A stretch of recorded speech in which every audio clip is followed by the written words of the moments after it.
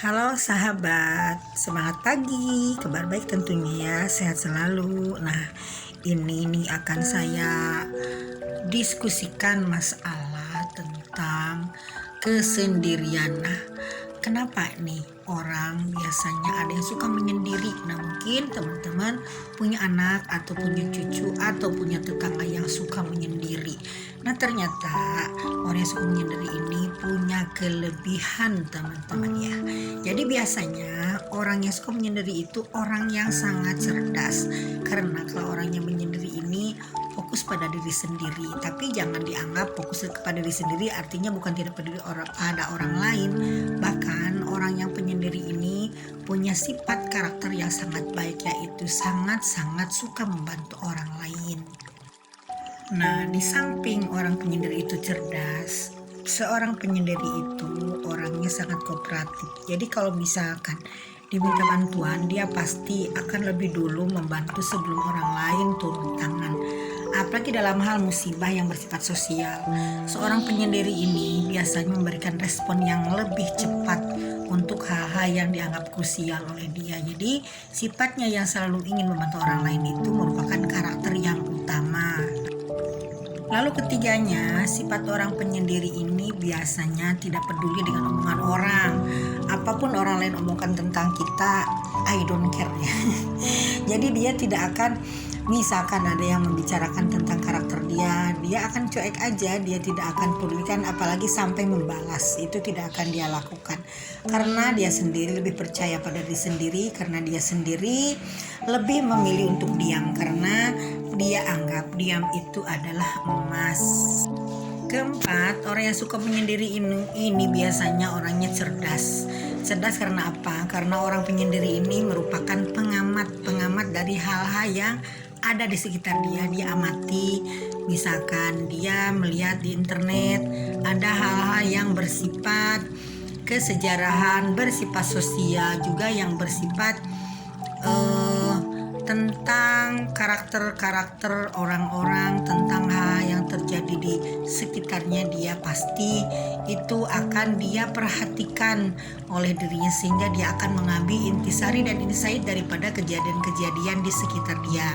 Jadi dia akan lebih bijak karena dia sendiri mempelajari hal-hal itu dan diambil intisarinya secara positif. Nah, ini dalam hal pelajaran yang kelima ya.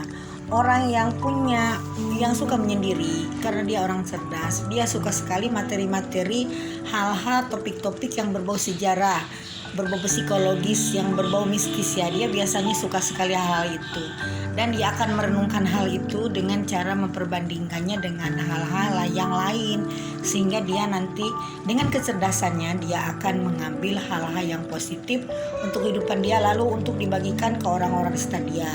Makanya dari hal-hal yang dia pelajari, dia akan selalu bisa membantu orang lain mengatasi masalah-masalah, mengatasi hal-hal yang mungkin orang lain tidak pernah peduli dan tidak pernah bisa mengatasinya.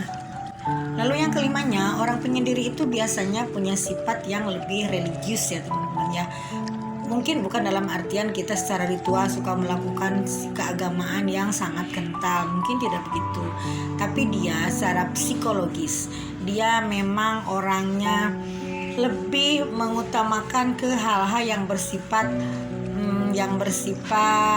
mungkin mistis ya, mungkin juga bersifat psikologis, mungkin juga mengikuti hal-hal yang berbau tentang hal-hal tentang karakter manusia, tentang karakter hewan, tentang hal-hal yang berhubungan dengan kehidupan.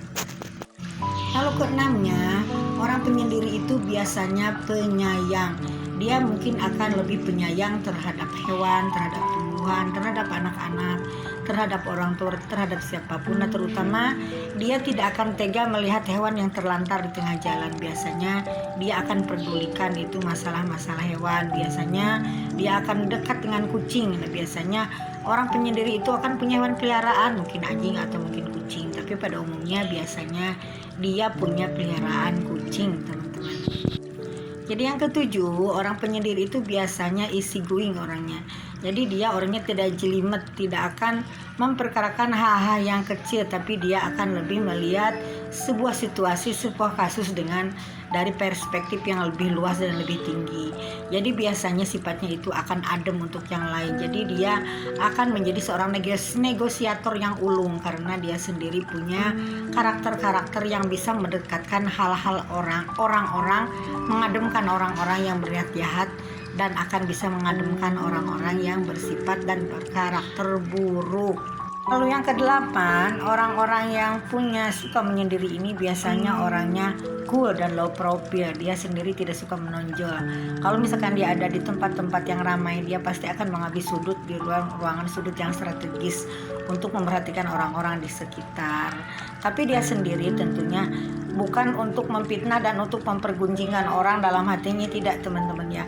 Tapi dia sendiri lebih suka mengamati dan melihat dari kejauhan hal apa yang terjadi. Makanya orang yang suka menyendiri ini jauh dari sifat konfrontasi. Lalu yang kesembilan, dia tidak akan suka dengan masalah keributan-keributan. Dia pastinya akan menghindar kalau dia sendiri ada dalam konflik kecil ataupun konflik besar. Bukan cari aman, tapi dia sendiri tidak mau melibatkan diri kepada hal-hal yang memang tidak berfaedah untuk dirinya, juga tidak berfaedah untuk orang lain, apalagi kalau hal-hal yang memicu sampai ada efek besar untuk kehidupan ini sehingga menimbulkan bencana-bencana besar dari hal-hal sebuah karakter yang memang tidak dia sukai. Nah, inilah teman-teman karakter daripada seorang penyendiri ini menurut pengamatan saya ya tentunya. Dan saya pun ngambil referensi dari yang lain, tapi dengan pemikiran diri saya sendiri tentunya. Dan mohon maaf, ini saya selalu bikin video tanpa skrip teman-teman ya. Semuanya saya atasi sendiri.